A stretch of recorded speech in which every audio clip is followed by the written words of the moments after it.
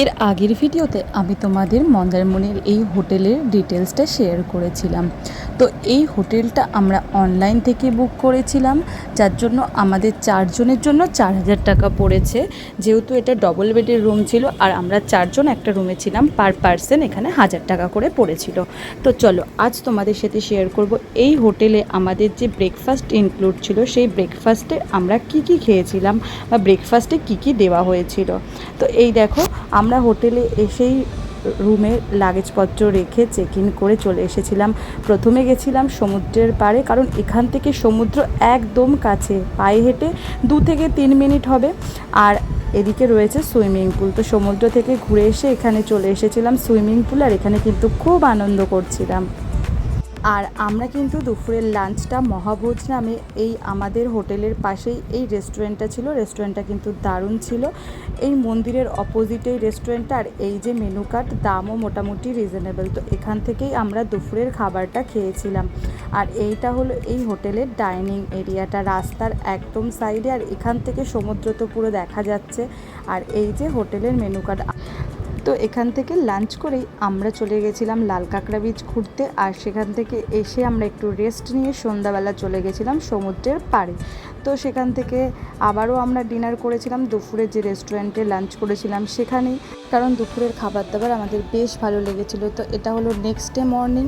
এখানে কিন্তু ব্রেকফাস্ট শুরু হয় সকাল 8টা থেকে 10টা অবধি। তো আমি এখন যাব ব্রেকফাস্ট করতে। তো চলো তোমাদের দেখাই এখানে ব্রেকফাস্টে আমাদের কি দেওয়া হয়েছিল। তো এই যে এটা হলো এখানকার রেস্টুরেন্ট, আর এটা হলো ডাইনিং প্লেস। তো এখানে কি দেওয়া ছিল চলো দেখাই। এখানে ছিল মিষ্টিতে ছিল সুজির হালুয়া, এর পাশেই এখানে রয়েছে জুস, এখানে ডিম সেদ্ধ, তার পাশে রয়েছে কর্নফ্লেক্স, এখানে দুধ রয়েছে।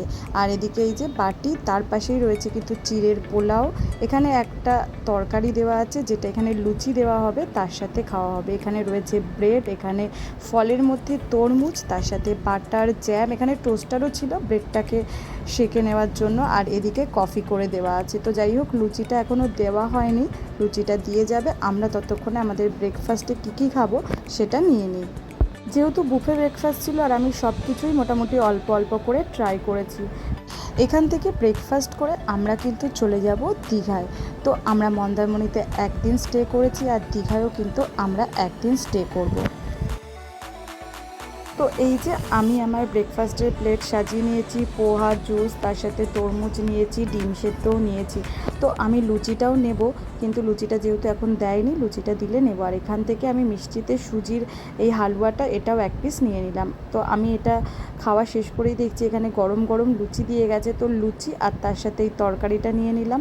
লুচির সাথে এই তরকারিটাও কিন্তু দারুণ করেছিল। আমি এই ভিডিওতে যতটা পেরেছি তোমাদের ডিটেলস বলে দেওয়ার চেষ্টা করেছি। যদি কারোর কোনো কোয়েশ্চেন থাকে তাহলে অবশ্যই কমেন্টে করতে পারো, আমি চেষ্টা করব সবার সব প্রশ্নের উত্তর দিয়ে দিতে।